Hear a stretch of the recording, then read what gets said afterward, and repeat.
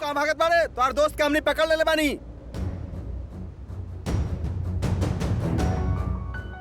चला आवता नहीं ना। चला फिर।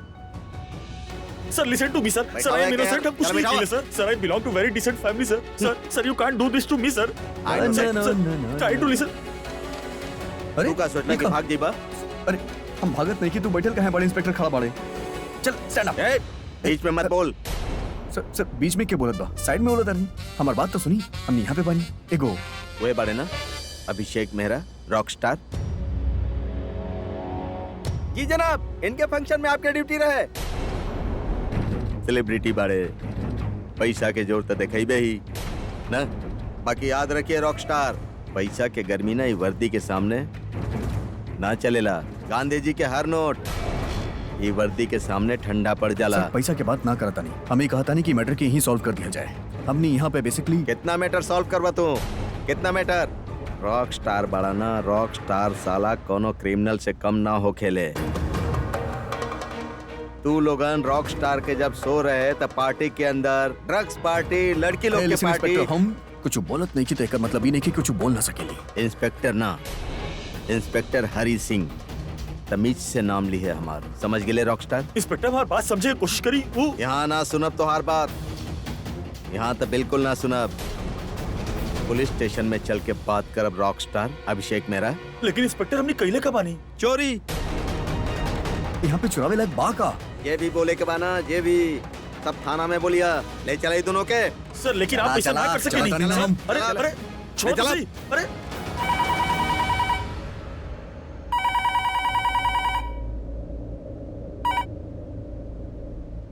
Hello hello hello. हेलो अरे आवाज ना आ रहल बा, जोर से बोला। हेलो। हाँ हाँ अब आइल। हाँ, हमरा पूरब खन्ना के वाइफ से बात करे के बा। पूरब खन्ना के वाइफ से? अरे लेकिन काम का बाड़े ई तो बताई। हम ऐसे ही थोड़े ना केहू अपन बहू से बात करवा दे। वैसे भी हमके तोहार आवाज बिल्कुल पसंद ना आइल। हम अभिषेक मेहरा और पूरब खन्ना के गिरफ्तार के लिए बनी। कहाँ हो गई? का भेल दादी? अरे दादी दादी संभालिए अपने आप के। कहाँ हो गई? एक मिनट संभालिए अपना आप के। हेलो, के बात कर रहल बा? देखिए हम इंस्पेक्टर हरी सिंह बोल रहल बानी। हम पूरब खन्ना और अभिषेक मेहरा के ब्राइट सनशाइन स्कूल में प्रिंसिपल के केबिन में चोरी करे के जुर्म में गिरफ्तार के लिए बानी। कौन सा पुलिस स्टेशन में बाड़े? जी वसंत कुंज। ठीक बा, हम अभी आवत बानी। बोल ना, काहे पकड़ ले बाड़े उनके? का भेल दिशा? कुछ ना दादी, ओ कुछ कंफ्यूजन हो गइल बा पुलिस के, एही से अरेस्ट कर ले बाड़े शायद। कोनो बात ना, हम जात बानी ना उनका छुड़ावे खातिर। आप टेंशन मत लीही, ठीक बा? एकरा अरेस्ट कर ले बाड़े पुलिस अभी। और पूरब के काहे काहे खातिर अरेस्ट कर ले बाड़े उनके? दोबारा ही तनु हमसे उलझी ना, ऐसा सिखायत क्यों याद रखी ना। देखो अभी तो कुछ ना कर, एटलीस्ट अभी तो बिल्कुल ना। तू इस 7 दिन ना ओकरा से दूरे रहा। ओके तनी भी फर्क ना लगे चाहिए कि हम तीनों ही मिल के प्रूव करे में लागत बानी कि क्यारा अभी के बेटी भी है। काहे कि अगर ओके पता चलल तो हमनी कभी प्रॉब्लम क्रिएट कर सकेले। कुछ पूछ रहल बानी हम तो से दिशा, काहे अरेस्ट कैले बाड़े उनके? तो क्या अपना पति के बारे में ना बतावे के बा मत बतावा, लेकिन अभी हमार पति बा और हमके ओकरा बारे में जाने के बा कि काहे अरेस्ट कैले बाड़े। टेल मी, बतावा हमके। Offense is the best defense. तनु से निपटे खातिर यही एगो तरीका सही बा। तारा में दिमाग बा कि ना? ई वक्त उनका छुड़ावल इम्पोर्टेंट बा कि ई पता लगाइल कि अरेस्ट काहे कैले बाड़े। तार फालतू बात खातिर हमरा पास टाइम नहीं खे। दादी हम आवत बानी, हम तारा साथ चलब। ई कपड़ा में जाइबू? पुलिस स्टेशन जाए के बा। तू एगो काम कर, जाके कपड़ा चेंज कर ला। हम आगे जात बानी, तू पीछे पीछे आ जाइए। डोंट बी ओवर स्मार्ट दिशा। कपड़ा चेंज करे में ज्यादा टाइम ना लगेला। तू इहे रुका, हम अभी चेंज करके आवत बानी। इहे रुका, ओके? हमके जल्दी उनका घर लावे के होखी। तनु पुलिस स्टेशन पहुंच गए था, ओकरा भी सब पता चल जाई। पर पूरब जी कहले रहले ओके हमनी के प्लान के भनक तक ना लगे के चाहिए। दादी ये बहुत टाइम लगाई, हम निकलत बानी। ठीक बा बेटा, तू जा। वो तो पूरा तरह सज धज के ही आई। आवत बानी। हे भगवान, हमरे बच्चन की मुसीबत से बचैया।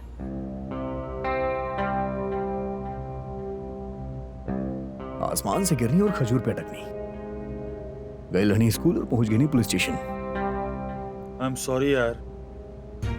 तू सॉरी काहे बोलता रहे? अब हम ही इतना नेगेटिव बात करत रहनी कि ई हो जाई वो हो जाई और पकड़ल जाई। हो गई, पकड़ल गई नहीं। तू का गिल्ट ट्रिप में जाता रहे यार। यहाँ पे हम का सोच के परेशान होता नहीं और तू का परेशानी लेके बैठल बारे यार। बट स्टिल यार आई एम सॉरी यार। ये सब हमरा वजह से भइल बा। हम तू अपन दिमाग स्कूल में रख के आयल बाड़े का? कल के अगर आग लगी तो तू आग बुझेबे या ई बतइबे कि आग लागल कैसे? अरे वहाँ इतना बोलत रहे, कम से कम यहाँ तो चुप बैठ कॉन्सेंट्रेट करे दे यार। अच्छा सॉरी सॉरी, तू कंसंट्रेट करा। I am concentrating. वैसे केकरा पे कंसंट्रेट कर रहा बड़ा? प्रज्ञा पे। अच्छा, प्रज्ञा दी पे। हम ओकरा बारे में सोचा था नहीं, ओकर ख्वाब नहीं की सजावट। लेकिन सोच कर रहल बड़ा। यह है कि हमनी के अरेस्ट होके के न्यूज ना प्रज्ञा तक ना पहुंचे के चाहिए। लेकिन ये इंस्पेक्टर के देख के ऐसे लागत बा जैसे ये हमरा नाम के ढिंढोरा पीटी। और क्या रहा कि सब कुछ पता चल गई तो सब खत्म हो जाए यार। ओकरा ई बारे में पता ना चले के चाहिए, ना तो सब गड़बड़ हो जाए यार। तू हमके रोक ना सकत रहा लेका? अरे अरे रोकले तो रहनी और का पाँव पकड़ के रोकती तो के? हाथ पकड़ लेते, हाथ पकड़ के रोकते। देखा तू फालतू बात मत करा। तो के रोके के कितना कोशिश के लिए रहनी ना, ये हम ही जानत पानी। लेकिन तू और दिशा तो ऐसे खुश होकर रहला ना जैसे चोरी करे ना अवार्ड ले भी जा रहल बड़ा। वो तो तू दोनों के आगे हम अकेला पड़ गई नहीं तो रोक लेती। और रहल बात दिशा के, ओके तो हम घर जाके देखत बानी। वाह, घर जाइबे कैसे?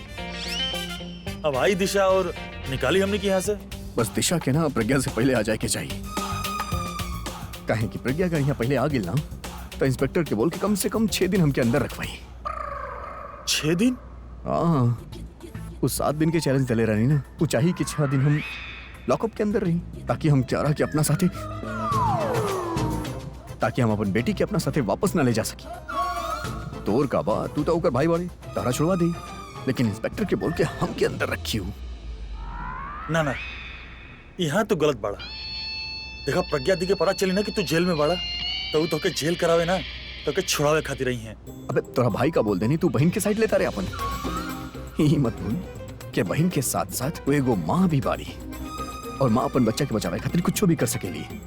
अरे जानवर में भी होखेला, हम देखले बानी, वो लोग भी अपना बच्चा लोग के बचावे ले।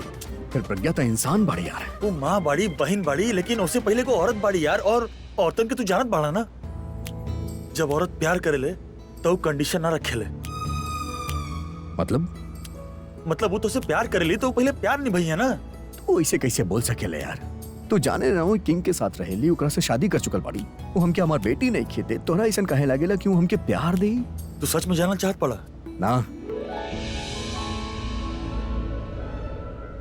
हाँ, मतलब समझा देना हम कहा बोला तारे। अरे समझे का जरूरत बा यार, साफ दिखाई देला। देखा तू दोनों के बीच में चैलेंज रहा, लेकिन फिर भी जब ट्रूथ एंड डेयर में तू मिर्ची खैला तो शहद तोहरा खातिर प्रज्ञा दिले कैली। तोहरा तकलीफ के आगे वो अपन चैलेंज भूल गेली। और यूं होखेला जहाँ प्यार होखेला। मिर्ची लग रहल बाड़े ना, शहद लेनी। कहनी ना चाहिए हमरा के। मिर्ची ना सूट करेले, आपके एक चम्मच प्लीज। वो अगर हमरा से प्यार करेली, हमार ख्याल रखेली तो वो झूठ काहे बोलेली यार? वो भी ऐसा यार, कुछ चीज हमनी के बस में ना होखेला। हो सकेला एमे उनका कोनो मजबूरी होखे, तो के ना बतावल चाहत होके, कोनो वजह होखी। देखा ये सब अपना जगह बा, लेकिन प्यार अपना जगह बा। अगर हमसे प्यार करेंगे तो किंग के साथ काहे? तू प्यार करेला प्रज्ञा दी से।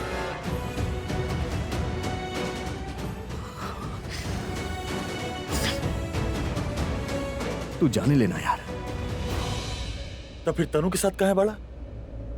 वो हम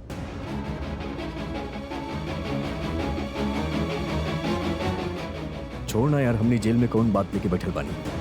हम बस अपन बेटी वापस चाहेली। हम ना चाहेली कि प्रज्ञा के हमार चोरी के बारे में पता चले। का? हाँ, दोनों के पुलिस अरेस्ट कर ले बा। ये वाकई मुसीबत में बाड़ी। यही खातिर रात में हमके घबराहट होत रहल।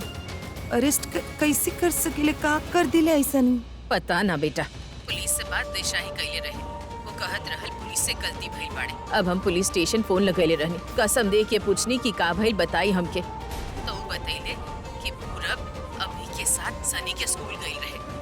अब इतना रात के स्कूल में काहे गईल रहे ई तो हमके पता ना, पर बेटा वो दोनों बड़ा मुसीबत में बाड़े। ऐसे में तो हम सिर्फ तोह पे ही भरोसा कर सकेनी ना। हमार दिल बहुत घबरात बाड़े, डर लागत बाड़े, हम का करी। आप रोई मत, हम करत बानी कुछ, आप प्लीज रोई मत। वादा करा बेटा तू उनके ई मुसीबत से बचेबू।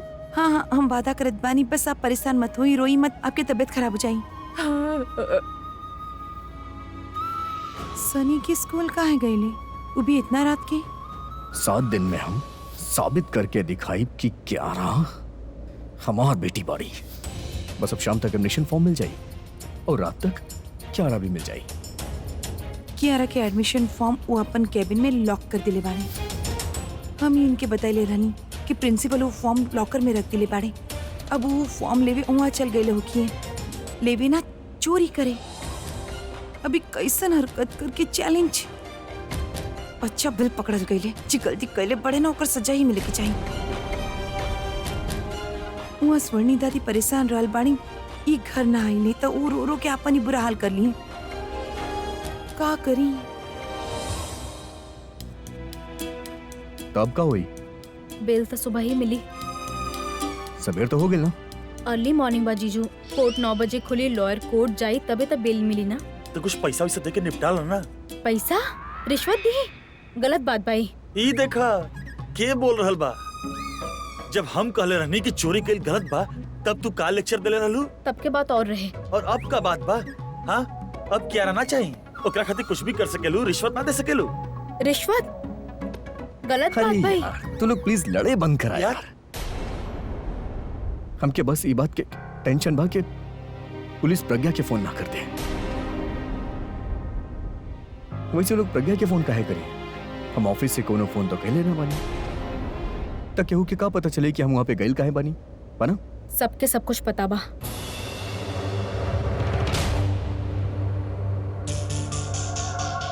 कैसे पता बा? इंस्पेक्टर प्रिंसिपल के कॉल कैले रहे। प्रिंसिपल मैम प्रज्ञा दी के फोन कर देली। ओकरा काहे फोन कैली? काहे कि कियारा के फॉर्म वही ऑफिस के लॉकर में रखल रहे। अब आप इतना बड़ झूठ बोल देले रहनी वो फॉर्म के खातिर, तो वहाँ पे वो फॉर्म के चोरी करे खातिर ही गई होगी ना। वो लोग क्यारा के भी बता दी हैं ना। स्कूल से इतना सेंसिटिव चीज बच्चन के ना बतावेले। Are you sure? Of course I am sure, हम टीचर रह चुकल बानी। हमने कभी भी बच्चा लोग के इतना सेंसिटिव चीज वो तक कभी पहुँचे ना देवे नहीं। थैंक गॉड क्यारा के ना पता चली, लेकिन अगर प्रज्ञा के पता चल गई ना तो वो ये मौका के हाथ से जाए ना दे। 6 दिन का 600 साल खातिर हमके अंदर करवा दे। अब का कही जाए ना। एक्चुअली इस समय प्रज्ञा दी भी ना बाड़े, तनु बहुत बड़ प्रॉब्लम बन सकेले। अब ओकरा के बतैलस प्रिंसिपल ना वो काहे बताइए। एक्चुअली पुलिस वालन के घर पे फोन आयल रहे। स्वर्णी दासी फोन उठैली, ओकर बाद हमार बात भइल। स्वर्णी दादी के हम एक्सप्लेन करे के कोशिश करत रहनी कि अरेस्ट काहे कैले बाड़े, तभी तनु आ गई। पूछत रहे अरेस्ट काहे कैले बाड़े, हम झूठ बोल देले बानी। पर अगर हमार पीछे पीछे वो पुलिस स्टेशन आ गई ना और ओके सब कुछ सच सच पता चल गई ना, तो प्रज्ञा दी का वो सबसे बड़ प्रॉब्लम क्रिएट कर सकेले। दिशा हमसे झूठ बोललस। दिशा के पता बा कि अभी और पूरब अरेस्ट काहे भइल बाड़े। आई एम श्योर ओकरा पता बा, पर वो हमके ना बतैलस। एकर मतलब जरूर अभी और पूरब कुछ तो गलत कैले बाड़े। हमके पता लगावे के ही होगी कि वो कैले का बाड़े। वैसे हमने टेंशन लेत काहे बानी? तनु के का पड़ल बा जाने के कि हमने पुलिस स्टेशन काहे आयल बानी? आई पचर पचर करी और निकल जाई। और अगर वो पता लगावे के कोशिश कैलस तब कितना बड़ प्रॉब्लम क्रिएट कर सकेले वो। कैसन प्रॉब्लम? जीजू आप कियारा के अपन बेटी प्रूव करे के कोशिश कर रहल बानी। जे प्रज्ञा दी से आपके बेटी बिया, वो काहे चाहे कियारा हमने के घर आवे? प्रॉब्लम तो क्रिएट करी ही ना। हमार बेटी की कुछ करके दिखाए, उल्टा टांग दे हम ओकरा। अरे कुछ ना करियो। हम कुछ भी कर जाई, लेकिन सच के पता लगा के रहब। काहे कि अगर ये लोग हमसे कुछ छुपा रहल बाड़े ना, तो जरूर हमार अगेंस्ट ही होगी। अब हमरे खातिर उनके छुड़ावे से ज्यादा इम्पोर्टेंट ई पता लगाइल बा कि अरेस्ट भइल काहे बाड़े उ। पर यार तू जाने लगा ना ओके, जब वो अपना पे आवेला ना कुछ भी कर जाले। कुछ भी करे पर ओकरा ई ना पता चले कि चाहिए कि आप दोनों कौना जुर्म में अरेस्ट भइल बानी। का सोच रहल बड़ा? यह है कि अगर तनु हमरा से पूछी तो हम ओकरा का जवाब देब? कुछ भी बोल दिया यार। बोल दिया कि हम लड़की छेड़त रहनी और हमनी के लड़ाई हो गई और हमनी अरेस्ट हो गई। नहीं लड़की छेड़ल? आई मीन के और लड़की छेड़त रहल, हम लोग मारपीट के नहीं और पुलिस आई और हमनी के पकड़ के ले गई। ई सही रही। आप लोग दोनों पे ये बहाना सूट ना करेला। के फैमिली वाला लोग ऐसे बात करेले ओकरा और ज्यादा शक हो जाए, देख ले। हाँ तो ठीक बना, कुछ और बोल दिया। बोल दिया कि अब फ्लर्ट, तू लड़की के संगे फ्लर्ट करत रहला, बॉयफ्रेंड के गुस्सा आइल और हमनी के मारपीट भइल और हमनी पकड़ गई। नहीं हाँ हाँ ये हो सकेला, ये बात मान सकेली। सीरियसली? यस। ई जगह में कोनो गड़बड़ बा? ऐसा ऊट पटांग ख्याल आ रहल बा आप लोगन के दिमाग में? दिमाग तो कह रहल बा कि उनके जेल में ही रह के चाहिए, लेकिन दिल कह रहल बा कि वो घर आ जाए। वो ना स्वर्णी दादी रो रो के अपन बुरा हाल कर ली है और हम भी वादा कैले बानी ना कि हम कुछ करब, लेकिन हम काहे जाई? दिशा कैल बाड़ी ना वो लेके आई उनके वापस,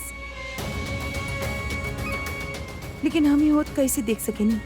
बुरा तो हमके भी लग रहा बा, बेवकूफ बाड़े, लेकिन हम प्यार करेनी ना उनसे, और क्या रखे पता चल गल कि वो जेल में बाड़े तो कितना रोई। हमके कुछ करे क्यों? So irritating man. का सोच रहल बानी आप? ये कोर्ट रात में खुलत काहे नहीं खे? पुलिस स्टेशन 24 घंटा खुलल रहेला, कोर्ट के टाइमिंग दे रखल बाड़े। अब कब लॉयर आई और हमनी कब घर जाइब? लॉयर के बाद ही प्रिंसिपल के भी बुलवले बाड़ी यहाँ पे। प्रिंसिपल के काहे बुलेले बाड़े यहाँ पे? यार अब ओकरा के चोरी भइल बा तो आई ही ना। अरे चोरी स्कूल के ऑफिस में होत रहे, ओकरा घर पे थोड़ो ना। और जोन चोरी करत रहे सामान भी हमार बेटी के बना, ओकरा का प्रॉब्लम बा? अब कैसे भी करके वो प्रिंसिपल के मनावे के पड़ी कि वो क्यारा के कुछ ना बतावे, क्योंकि अगर वो क्यारा के बता देली तो क्यारा हमरा बारे में का सोची कि पापा ये सब काम करेली। ना हम मनाई कुछ ना कुछ करब प्रिंसिपल खातिर। अरे लेकिन कैसे मनी बा? हमरा पास आइडिया। वो प्रिंसिपल के नीज बाड़ी ना, ओकर बर्थडे पे नाच लेब, गाइब और का करब? वो जहाँ बोली वहाँ परफॉर्म करब, बच्चा के मुंडन पे चल जाइब, केहू के श्राद्ध पे चल जाइब, लेकिन जौन चाहिए वो करब। लेकिन अगर प्रिंसिपल कह रहा कि कुछ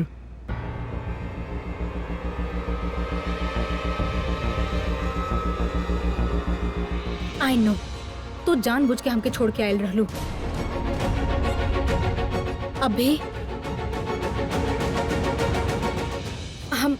हम जाके इंस्पेक्टर से बात करत बानी, उनसे कहत बानी कि तोके कोनो भी हाल में यहाँ से निकाल देवे। दिशा बात कर चुकल बाड़ी तनु, लॉयर सही है और हमने की यहाँ से छुड़ा के ले जाइए। FIR लिख ले बड़े का? ना FIR नहीं लिख ले। अगर FIR ना लिखल गई तो इंस्पेक्टर वार्निंग दे के छोड़ काहे ना देले? कुछ तबा जे हमसे छिपा रहल बाड़े। ओके, वैसे रीजन का अरेस्ट होके के? कंफ्यूजन। हम घर पे बतैले रहनी ना तो के कंफ्यूजन हो गइल बा पुलिस वालन के, यही से अरेस्ट कैले बाड़े। हम फिर भी जाके बात कर लेत बानी। आपके लागल होखे ना कि तनु के सब कुछ पता चल गइल होखे? हमके तनु के फिक्र नहीं की खुद दिशा। 7 साल से हम क्यारा से दूर रहल बानी, अब 1 मिनट भी ओकरा से दूर ना रह सकेनी। हमके बस क्यारा के घर ले जाए के फिक्र बा, और कुछ ना। तब बताई आप हमार हस्बैंड के काहे अरेस्ट कैले बानी? अभिषेक प्रेम मेहरा, उनकर वाइफ बानी हम। अच्छा तब हुए बानी जे हमार फोन ना उठाओत रानी? जी हाँ, काहे कि अननोन नंबर्स हम पिकअप ना करेनी। स्टार वाइफ बानी आप, अननोन नंबर काहे उठाई? लेकिन मैडम कबो कबो अननोन नंबर भी उठा लेवे के चाहिए, जब हस्बैंड पूरा रात बाहर होके पता ना कब का हो जाए। राइट, लेकिन कुछ भइल त ना? अगर कुछ भइल बा तो ऊ बा आपसे गलत फहमी। गलत फहमी में तो आप जी रहल बानी मैडम। यानी पता करें, नजर रखें और देखिए आपके हस्बैंड कहाँ जाले और का करेले। इंस्पेक्टर, उनका पीछे मीडिया ही इतना रहेला ना कि वो कहाँ जाले का करेले सब पता चली जाला। एंड आई एम श्योर हमार हस्बैंड कुछ गलत ना कैले बाड़े। जरूर आपकी झूठा केस बना के उनका फसैले बानी ताकि उनका से पैसा निकलवा सकी। अब जल्दी से उनका छोड़ी, वरना मीडिया बुला के आपके एक्सपोज कर देब हम। मैडम गवर्नमेंट हमके इतना पैसा देवेले ना कि ओकरा खातिर हमरा टेढ़ा मेढ़ा काम करे के जरूरत ना पड़ेला। रहल बात आपके ऑनेस्ट हस्बैंड के, तो चोरी के केस में पकड़ ले बानी हम उनका और उनकर दोस्त पूरब के। का चोरी? जी हाँ, चोरी। दोनों के दोनों स्कूल के ऑफिस में गए रहले जहाँ पर पूरब के बेटा पढ़ेला। वहाँ ये दोनों एग्जाम के पेपर चुरावे गए रहले। शुक्ला जी, वो फाइल निकाली। ना, एग्जाम पेपर ना लेवे गेले। क्यारा भी उहे पढ़े ले, तो जरूर अभी क्यारा के कोनो पेपर लेवे गई होगी। और कौन सा पेपर?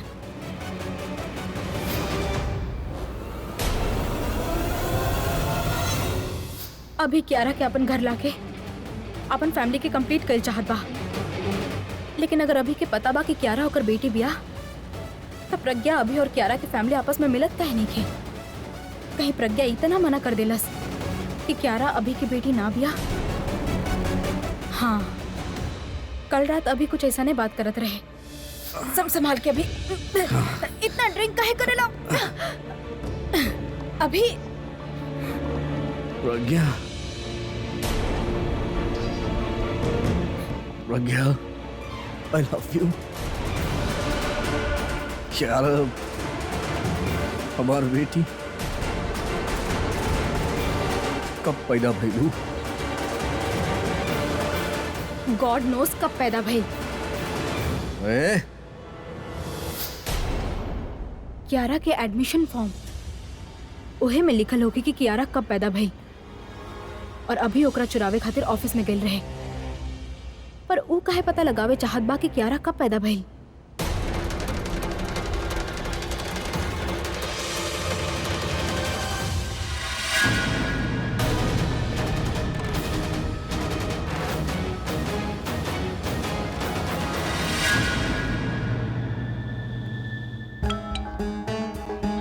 हेलो किंग, चाची, अगर कोनो जरूरी काम नहीं है तो बाद में बात करी। इम्पोर्टेंट बाड़े, यही खातिर हम फोन कइले बानी, वरना तू तो जाने ला कि नींद में भी हम तुमके डिस्टर्ब ना करेनी।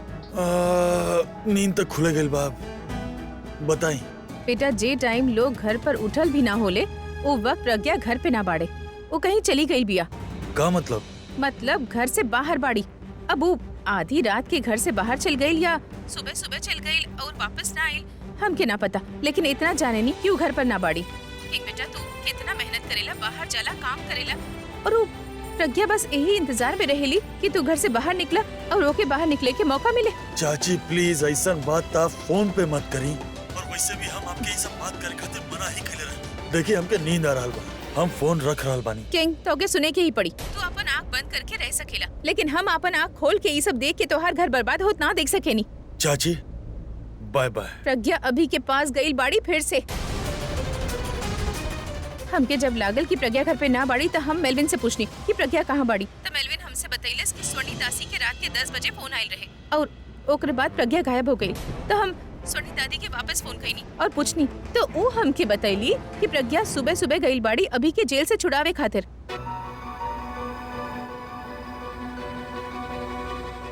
अब ये सब सुने के बाद अगर तोके लागत बाड़े कि तोके सो जाए के चाहिए, तो सो जा। हमके जे बतावे के रहे हम बता दीनी। अब सुबह सुबह गुड नाइट।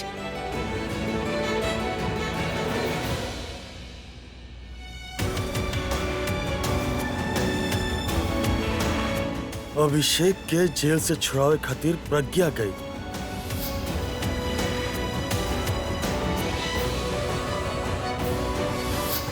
कहीं सच में अभिषेक और प्रज्ञा के बीच में? तो के शर्म आवेला या ना? पूछे वाला के शर्म के मतलब भी पता बा? तू हमसे झूठ बोललू कि पुलिस के गलत फहमी भइल बा और यही से पूरब और अभी अरेस्ट भइल बाड़े। पर सच बात पे ई बा कि वो दोनों चोरी के इल्जाम में अरेस्ट भइल बाड़े। हम जानत बानी कि वो लोग का चुरावे गेल रहले। का जाने लू तू? यू नो व्हाट, हमके तो से बात ही ना करे के बा, काहे कि हम तो से जितना बात करब, जितना सवाल पूछब, तो झूठ जवाब देबू आपन प्रज्ञा दी के तरह। हम जाने नी कि वो दोनों क्यारा के एडमिशन फॉर्म चुरावे गेल रहले, ताकि ई पता चल सके कि क्यारा ओकर बेटी बिया कि ना। काहे कि तहार झूठी प्रज्ञा दी अभी से झूठ कहले होखी कि क्यारा ओकर बेटी ना बिया। हमके ई भी पता बा कि अभी के झूठ बोले खातिर और चोरी खातिर तू ओकरा बोले होबू। जीजू कुछ ना चुरैले बाड़े, बस उहे लेवे गेल रहले जे उनकर अपना बा।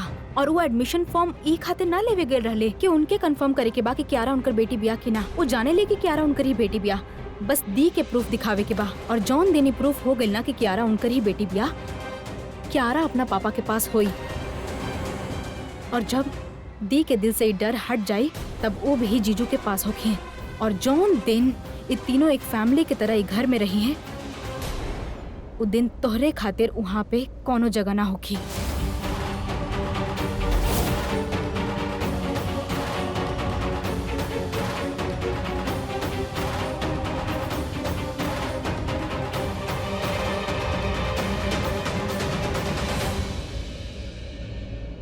अभी कब हिल?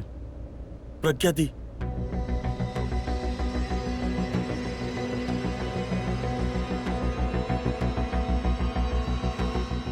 दियू, हम और अभी बस तो उससे बाद में बात कर, तू बीच में मत बोलिए।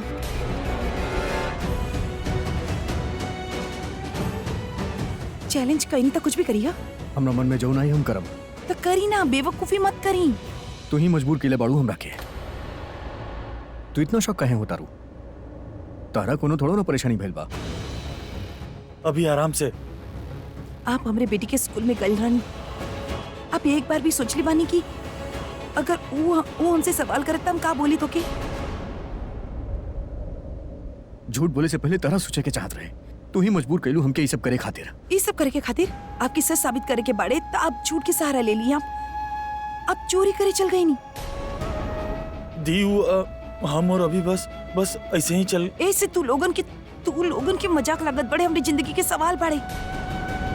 आप सब कुछ बिना सोचे समझे करी नहीं, हमके सब कुछ सोचे के पड़ेला, हमके फैमिली के बारे में सोचे के पड़ेला।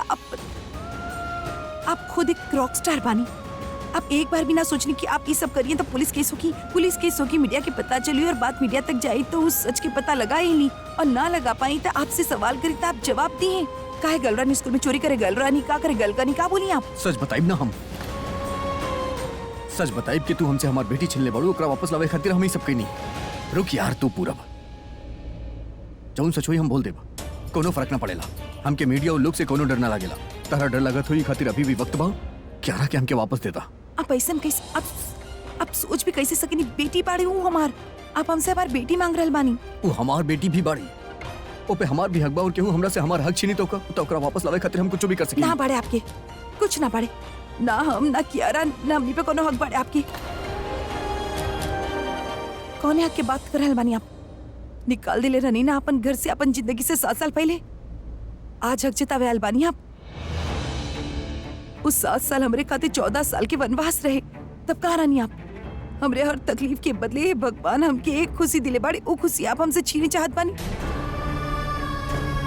ये ख्याल अपना दिमाग में भी मत लइया, काहे कि ऐसे होगी ना, ऐसे ना होगी कि कभी भी केहू के अपना जिंदगी से निकाल दे और फिर जब आपके मन करे सो के वापस बुला लिया आप। और चलिए आपके मान लेत बानी, आपकी बात मान लेत बानी, जे चाहत बानी वो हो जाई तो उस 7 साल के का वो वापस ला सकी नहीं आप? सब कुछ खत्म हो जाई, हमरे दिल से हर बात मिट जाई, हम आपके माफ कर दे, सब ठीक हो जाई। आपकी सिर्फ अपना बारे में सोचे की बात। और मिस्टर सिंह उनकर का, वो कियारा के फादर बड़े, वो कियारा के इतना साल से ख्याल रख रहा बड़े, उसे प्यार करे ले, उसे रिश्ता बड़े होकर का। अब तो बस ओकरे बारे में सोच लीजिए, आपके चाहिए बस आके बोल देंगे, दूसरे के बारे में सोचे कि ना बाड़े ना आपकी। ऐसे ना हो खेला, हाँ ऐसे ना हो खेला,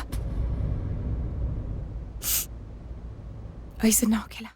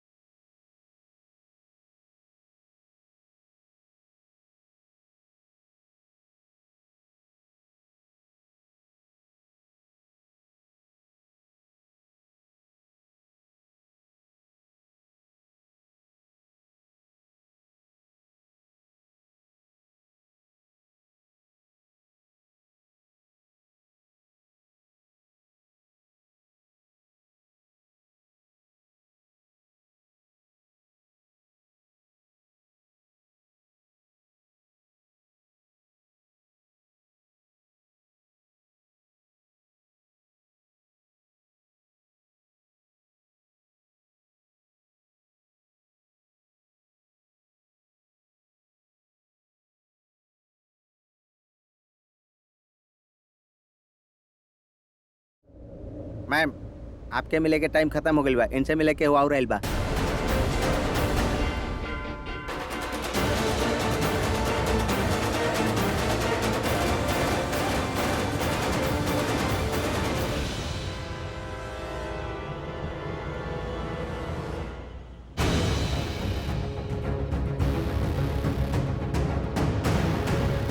सच बताइब कि तू हमसे हमार बेटी छीन ले बाड़ू, ओकरा वापस लावे खातिर हम ही सब कइनी।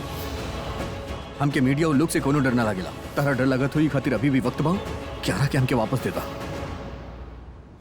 तो तू ही बोला ना कि हम कहा करी केस सॉल्व हो जाए।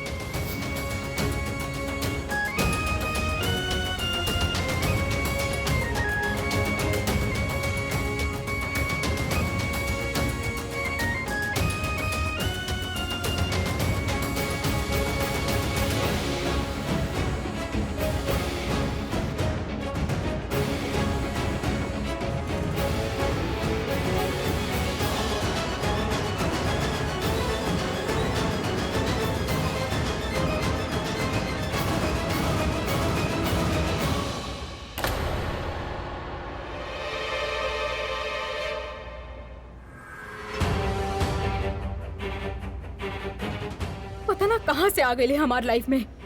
न दिन में चैन लेवे देवेले, न रात में सोवे देवेले। अपन बेटी के जरिए हमार अभी के हमसे छीने चाहत दिया।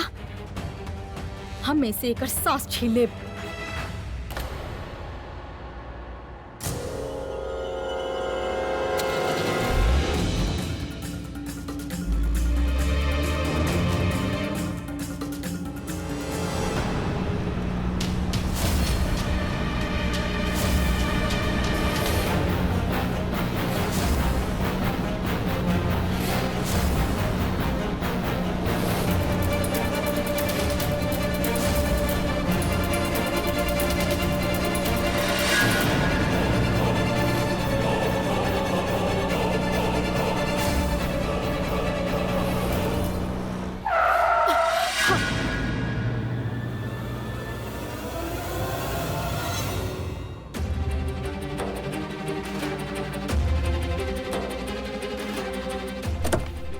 पागल बड़े का?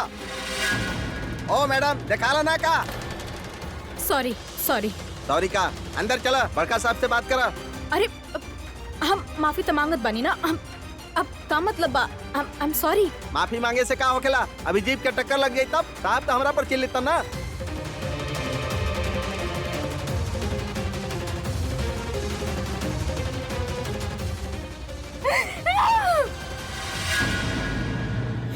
तो आइलू काहे वापस प्रज्ञा? तो काहे वापस आइलू? कि जे कुछ भी हो रहल बा ना, सब तारा वजह से हो रहल बा। सब तारा वजह से, सब तारा वजह से।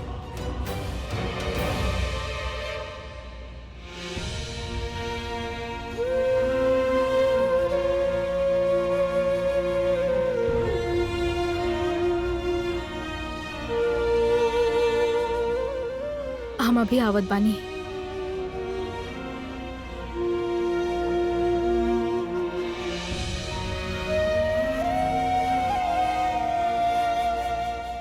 ना हम ना कियारा ना हमनी पे कोनो हक बाड़े आपकी। निकाल दिले रनी ना अपन घर से, अपन जिंदगी से 7 साल पहले। अजक जिता बैल बानी आप। आपकी बात मान लेत बानी, जे चाहत बानी हो जाई तो उस 7 साल के का वो वापस ला सके नहीं आप।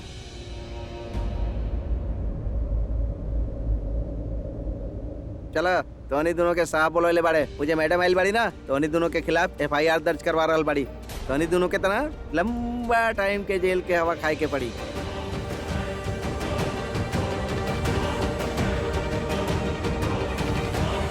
देखिए वो केहू के नुकसान ना पहुंचावत चाहत रहे। आप प्लीज इनका बताई ना। इंस्पेक्टर साहब आपके गलत फहमी हो रहल बाड़े। मिस्टर अभिषेक मेहरा और पूरब उ एग्जाम की पेपर ना चुरावत रहले, उ हमरे बेटी के एडमिशन फॉर्म चुरावत रहले। अब आप ही बताएं कि आप FIR लिखवाई या ना। ना ना प्लीज ना, FIR मत लिखवाई प्लीज प्लीज दी। देखी कोई इनका से बात ना करी। अब इनका खुद डिसाइड करे के पड़ी कि का करी है। पांडे रॉकस्टार के बोलौला कि ना? प्लीज सुनी ना प्लीज।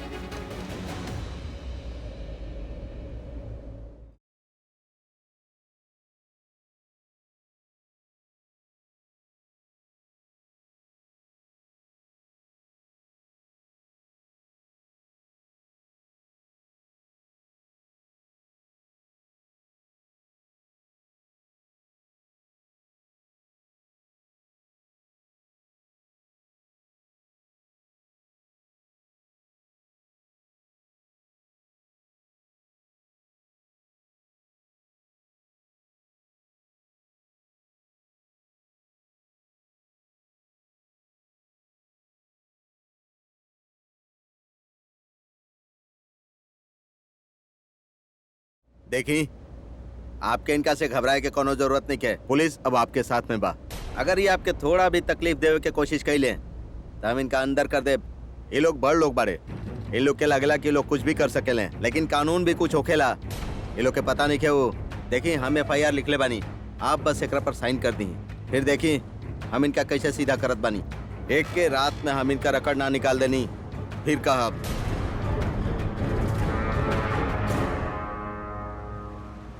जरूरत पड़े।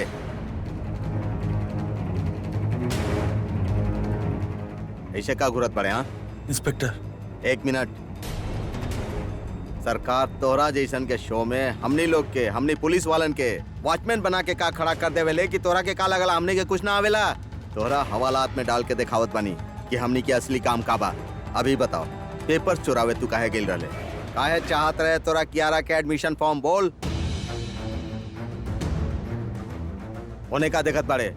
यहाँ यहाँ एने देख के बात कर। अगर चोरी ही करे के रहे तो रॉक स्टार बने के का जरूरत रहे?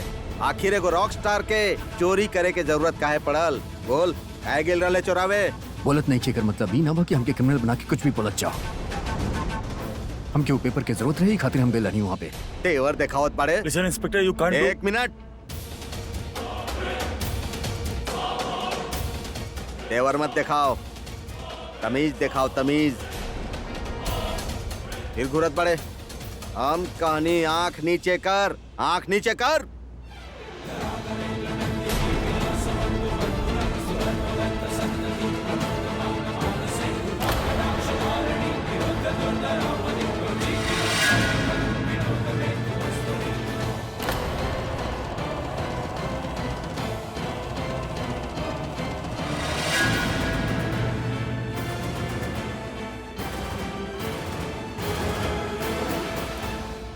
पांडे, एकरा ले जा हमरा सामने से और डाल दा अंदर। छोड़ी, हाँ छोड़ी, हम कह रहल बानी वरना आप लोगन पे हरेसमेंट के केस कर दे। और हम इन पे FIR कैले ना बानी। हम जब तक FIR ना करेंगे आप इनके मुजरिम की तरह ट्रीट ना कर सकेंगे। FIR के का बा? FIR तो आप साइन कर ही देब ना? काहे कि आप चाहत बानी? काहे कि आपकी सेलिब्रिटी से प्रॉब्लम बढ़े? आप हमके फोर्स ना कर सकेनी FIR करे खातिर। अगर प्रिंसिपल मैम कंप्लेन ना कईनी, हम FIR ना कईनी तो आप इनके जेल में ना रख सकेनी। आपकी इनके छोड़ के पड़ी। पुलिस स्टेशन में खड़ा होके पुलिस वालन के आप कानून सिखा रहल बानी? सिखा ना रहल बानी, आपकी याद दिला रहल बानी। जी आप ई वर्दी के रूप में भूल चुकल बानी। बहुत बड़ी गलती करत बानी आप, बहुत बड़। अगर जिंदगी में दोबारा आपके हमार जरूरत पड़े तो प्लीज बताइए। सच कहे या साबित करे के खातिर हमके केहू के मदद के जरूरत नहीं। आप इनके छोड़ दी, वरना हमके आपके सीनियर्स के फोन करके पड़ी। पांडे, जाए दे लोग के, छोड़ दे दोनों के।